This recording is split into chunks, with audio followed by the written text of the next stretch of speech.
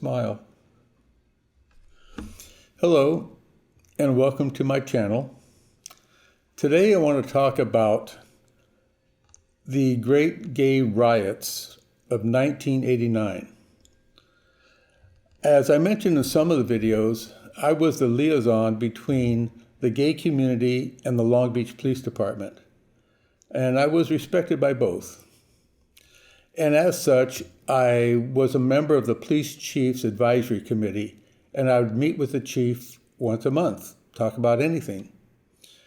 And at one particular meeting, the chief handed me this orange flyer, and it was from the Gay Student Union at Cal State Long Beach, which is now a university. But back then, the Gay Student Union produced a flyer to advertise an event that was to be, I guess you'd call it a public demonstration. They wanted to block a very major intersection near the college, which was 7th Street and Pacific Coast Highway. The front of the flyer said, please support the Gay Student Union. We want to demonstrate and stop traffic at 7th and PCH.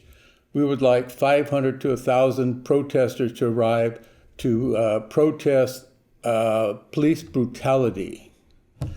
And when I saw this flyer, and I'm thinking, we pretty much stopped police brutality. I'd been working with the police department for 5 years, actually longer, and we pretty much have it under control in training police officers and being more sensitive. In my mind, I was thinking about riots I see on TV or protests that turn into riots, people breaking windows, throwing rocks, throwing bottles.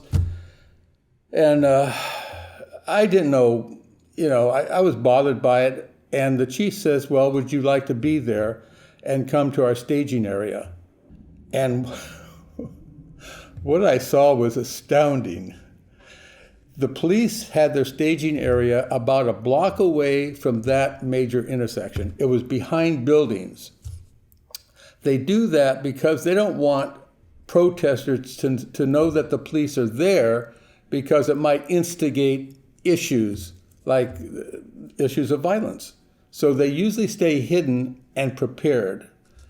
And I saw, I think it was 4 rows of maybe 10 officers, rank and file, wearing what I call battle gear, the vest and all this.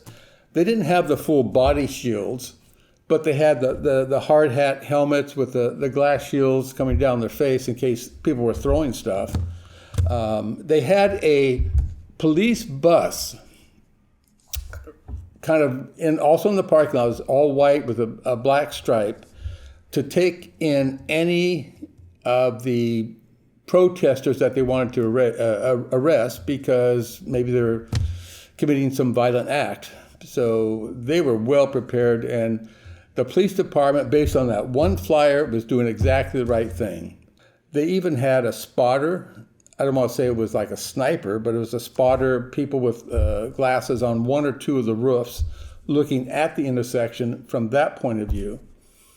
And I couldn't see anything out there. I was behind these buildings, which is a parking lot of a little shopping center. And I noticed the commander in charge was a fellow named Anthony Batts.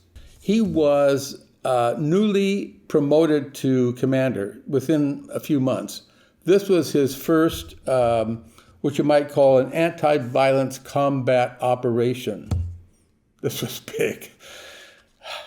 So I talked to the commander and I said, how are things going? What's going on? He was talking on his walkie-talkie, his radio, to another commander who I knew very well, who was more experienced.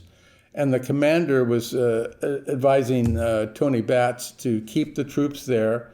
Don't let them break rank. It was really hot. They were really uncomfortable wearing all this extra protection, black suits, of course, and they were kind of upset. And the fact that Tony was new, they might want to test them and maybe not follow orders. But Tony kept them in line, and because they had to stay there till noon, and see what happens at the intersection if this riot or this protest turns into a riot. So I asked him when he got off the radio, I said, is there anything I can do? And he said, no. I said, do you want me to go to the protest and talk to them? He says, yeah, sure, go ahead. Me and my big mouth. So I'm thinking right away, what am I going to do? Am I going to be able to find the leaders of this group? I mean, pull them aside, talk to them and say, hey, let me set up a meeting between you guys and the police chief and we'll talk this out. Because you can't block this intersection. So I was walking towards around the buildings. There was a little walk to go through the back of the parking lot. And what am I doing there? I'm not a police officer. I'm not a member of the Gay Student Union. I'm not a city official. I'm a bystander. And I'm walking into this huge protest.